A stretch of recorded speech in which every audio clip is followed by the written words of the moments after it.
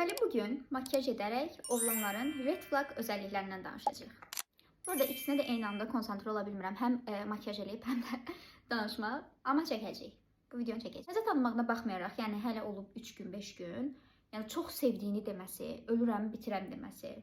Yəni, misin oğlum, sən Romeo musun? Qızla ilk görüşdə onu heç bir yerə aparmayıb, sadəcə, məsələn, parkda gəzmək. Mənə görə bu çox diqqətsizlikdir. Və bunu maddiyyata bağlamayaq.